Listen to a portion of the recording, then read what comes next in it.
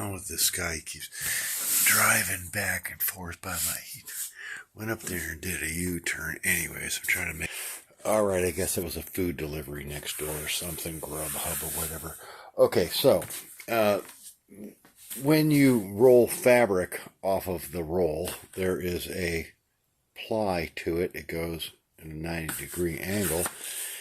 But if you cut on a bias at an angle, especially a 45-degree angle, it's got a little stretch that way. So if I was to pull this way, this has got some stretch. This way doesn't have much stretch, and that way doesn't have much stretch. So what you want to do is you want to find your bias of your material, which again I pointed out is 45 degrees off of your...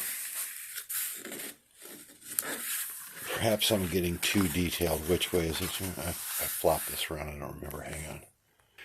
So after you figured out what a 45-degree angle is, you slice off a 2-inch wide strip, and then you've got your basic binding material.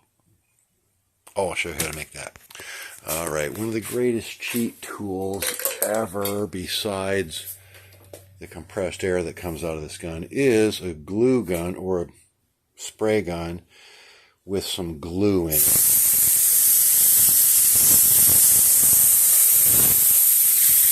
I'm doing it with one hand, but hey, that looked pretty good actually. Oh no, the planes are coming. The plane, boss, the plane. Alright, so now that you've got this piece glued up, you want to fold this ever so carefully. The plane! With attention to detail and hand-eye coordination, you can make a binding like this. Okay, maybe you can see that. You've got to kind of fold it up like a little tube. Fold it halfway into itself. So then you have a 1-inch wide piece that you can fold over and get a 1/2-inch wide binding. So there's 4 layers of canvas there, folded up and glued. Get that? And the good news is, because this is cut on a bias, you can actually bend and twist this a little bit better, well, quite a lot better, when you're going around curved openings, which are not on the table at this moment. But the point is, you always have to put bindings on some kind of curved edge. And this is the kind of binding that you buy from the factory, or you buy in a roll, whatever, you buy from your distributor. And the edges, well, it's not cut on a bias is the first thing. The first problem is it's not cut on a bias, so it does not want to fold or bend or go around a corner at all. So you're going to have a lot of, and it doesn't go all the way to the center. The one that I made is the exact same width, but it's got way more canvas in there. And it bends because it's cut on a bias. And you see this crusty old stuff that you get on a roll. It sits in a rack for, I don't know, 6 months, a year, 2 years. Who knows how old this stuff is. It's all crusty and crunchy.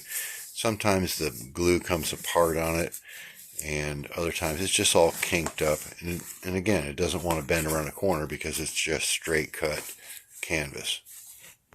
So there's your handy, helpful little hint. If you're having trouble sewing this regular roll binding onto your stuff, go cut you a piece of 2-inch wide bias cut canvas, fold that into a binding with a little glue on it. You need some glue in there. That's the other big secret trick. You got to use a lot of glue. I like glue. It's a good way to cheat. But that binding, even if it rolls up, when you sew it onto something, even if it wants to roll up on an edge, both sides will roll and it won't kink over. And it's so much easier to sew that onto a really sharp curved edge than this stuff. So there you go. That's my tip for the day. Cut.